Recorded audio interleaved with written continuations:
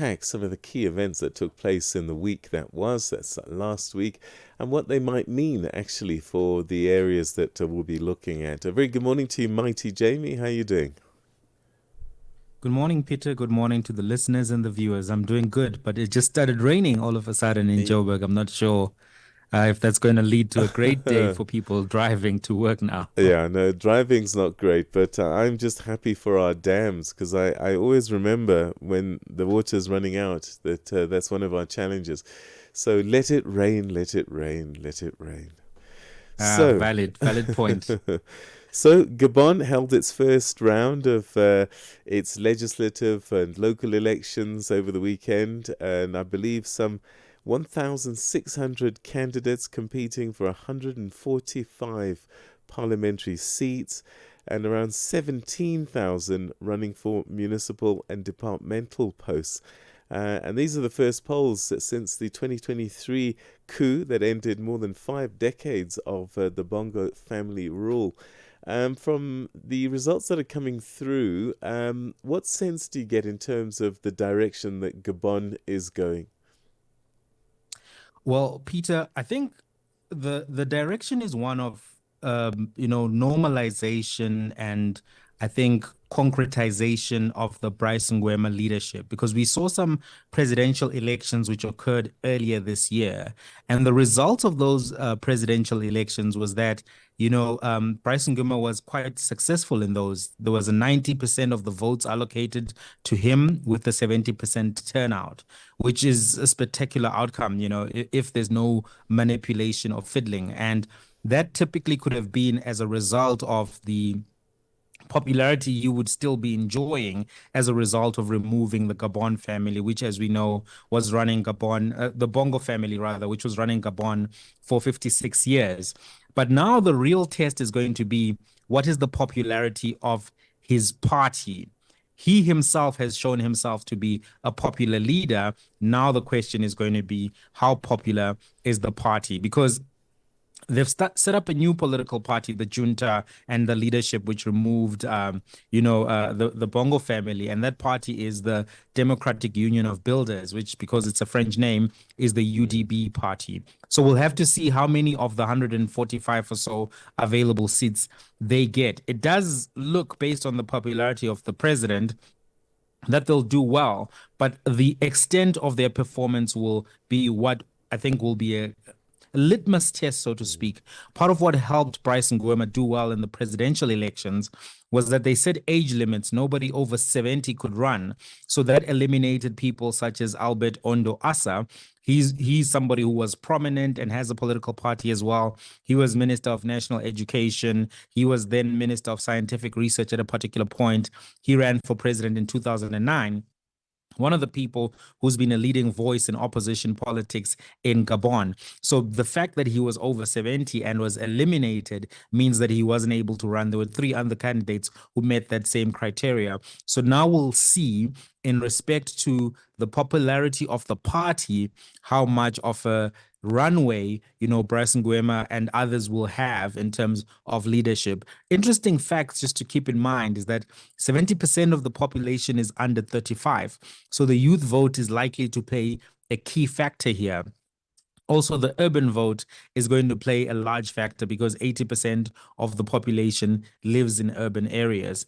But because of the high levels of poverty, even the amount of time that Bryce Ngema has been in presidency may actually have led to some souring of relationships. So we'll have to see how the people are feeling around his presidency and his performance, even in this. So it could be some kind of an early midterm election, if we're looking at American elections, an example, giving him an indicator of how the people are feeling, because there's still high levels of poverty, high levels of unemployment, particularly with that youthful population. But as things stand right now, we'll have to see how the results fall out, with particular attention to voter turnout as well as the performance of this Democratic Union of Builders, Peter. So, no one allowed older than 70. No such restriction in Malawi because we saw Peter Mutharika get back into power. Yes. What's your take on Mutharika 2.0? He's calling for unity and reconciliation. Um, when we look back at this election, one gets a sense that Chakwera practically gave him the presidency more than it was Mutharika won it. What does that mean going forward? Yeah, Peter, I think you're right. I think you're right that the Mutharika return to power is not so much about him, but about the underperformance of the previous administration. And I think we have to keep in mind that a lot of the people who came into power around about the COVID period were really handed a very difficult leadership terrain.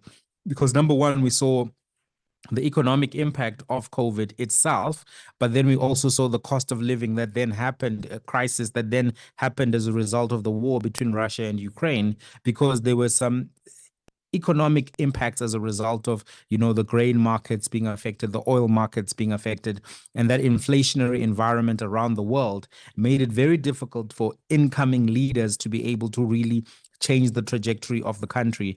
And we saw Malawi's been going through inflation of over 20%. They're obviously already going through economic difficulties. The ones which led to the Mutharika leadership falling was that people were suffering from poverty. There was an underperforming economy. So going into this particular period, even though there are calls for unity and that type of rhetoric, I do think that there are still going to be challenges for the Malawian economy, which may not be able to be dealt with by Mutharika coming in terms of this stage of his leadership. Partly because I don't think he's got new directions it can take the country. Him and his brother basically have had the same model of economic leadership. Of course, he then came in after his brother passed away a little bit after that. And I don't think that there's much he can contribute. I think also as an older leader, we don't really see them really focusing on innovative directions, innovative,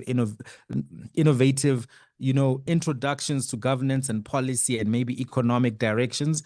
So I'm not so enthusiastic about this particular moment. However, I think it's a lesson to a lot of opposition leaders, because we've had this change in leadership. We saw it in Malawi, we saw it in Zambia, we saw it in Botswana. All of these people have to be cautious, the ones who are still in leadership, that if they are not able to address the fundamentals of their particular countries, it may very well be that these long-standing ruling parties and their leaders will be able to come back into positions of leadership because they becomes a nostalgia. People look back and say, well, things were better under Mutharika, things were better under so and so, things were better under so and so. And as soon as that becomes a real conversation. Even we sometimes see it in South Africa when people are like, things were better during apartheid, even though that's not necessarily true. Once that sentiment starts seeping into the political discourse, it's likely to give a boon to whoever was the previous administration if they're able to compete. But to have somebody of his age coming into leadership at this point, so it's a big problem for me, in my opinion, Peter. But I think you're right that it wasn't so much his success, but the failures of the administration prior that led to this outcome. Yeah. Now, with 54 nations across the continent, elections are probably going to be happening quite often. Seychelles, no exception. And no candidate was over the 50% mark in their recent elections. Patrick Hermani, who gained 48.8%, and incumbent Wavel Ramkalalwan, 46.4%. Very close first round. I don't know, one gets a sense there's two major parties there that swap power over time. Is that the case in Seychelles? Yes, it is the case in Seychelles. And it's an interesting example because just as we were speaking about Malawi, we've seen something similar happen in Seychelles because for a very long period of time, the United Seychelles Party was the ruling party. They ran the country from 1977 up until 2020, and it was a one-party state between 79 and 1991. What we then saw is that the current incumbent was then able to turn that tide around in 2020 and was able to come into leadership. But now, as we can see that the opposition leader, Patrick Hemini, is now actually in the lead. If the results repeat themselves, because now they have to have a runoff, if these results repeat themselves, what we're going to see then is that Hemini will come in, and then you will have Ramakalawan actually stepping down and then going back to the opposition benches. So it's interesting because it's exactly the same pattern that has just played out in Malawi. And one of the big factors has been cost of living. While the Seychelles in general has a high, GDP per capita, they still have a large population that is living in poverty, about 23%. And because of that, the impacts on cost of living will be quite adverse on that particular population. Now, and I think it shows in the closeness of the race, because one of the things that was done is that they closed down this retail entity, which is a state parastatal, the Seychelles Trading Company. They closed down some outlets. Now, this parastatal is responsible for importing and distribution of essential retail goods, basically supermarket goods. And it becomes important on an island like the Seychelles, a group of islands rather, to have an entity like this, because supplies are very difficult to get if you're on the poor side or indigent side of the economy. So there were concerns about cost of living. There were concerns about closeness to the UAE and Qatar, which are heavily investing in development on tourism on the islands. But people were asking about, transparency, accountability, and whether or not, there were some corrupt deals that were made by the current administration, which looks like it's going out. As things stand right now, the United Seychelles Party has actually won the legislature. There are 35 seats there. 26 are first past the post, 9 seats coming from the proportional system, and already they're sitting on 20 seats. This is the United Seychelles Party. So already from the parliamentary perspective, you see the return of this party, which is basically running the Seychelles from 1977. So similar patterns to what we observed in Malawi happening in Seychelles, Peter. Wow, this next story could be in South Africa. Madagascar protests over repeated water and power outages. Yeah, the president recently, though, dismissed his energy minister in an attempt to calm tensions. One gets a sense, though, that there's a lot more than just energy and power at play here. Yes, absolutely, Peter. And we're seeing this Gen Z effect, right, coming after Nepal. The Gen Z group in I think they're inspired by the Nepal protest.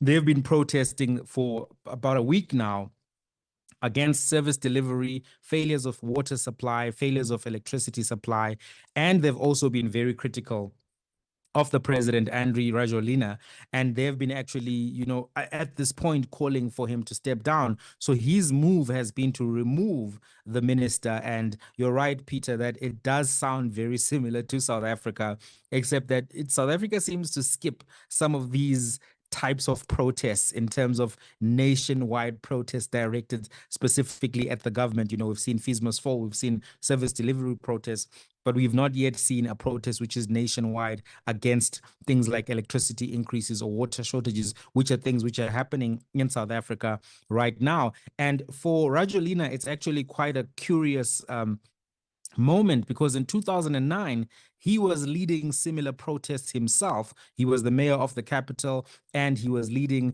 protests against lack of service delivery, against corruption. And as a result of that, they ended up actually being a military coup, and then the military backed him to become the leader. So now fast forward to 2026, the 2025 rather, I don't know why I'm in 2026 already. He's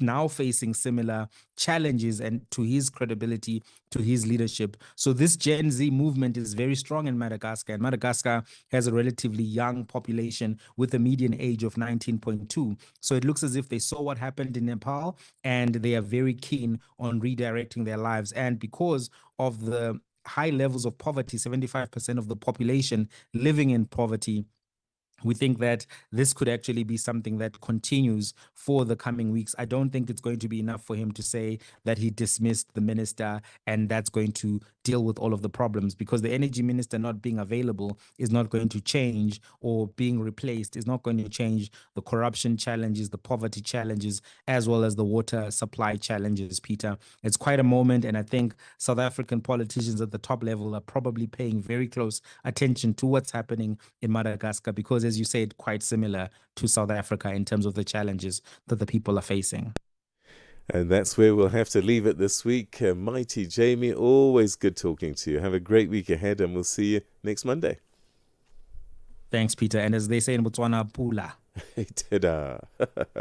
That's Mighty Jamie, our resident analyst, always with us on a Monday to take a look back at some of the important stories of the week that's gone by. All right, stay with us. Right now, it's time for your news headlines as we say good morning once again to Jwalane Tulongwepe.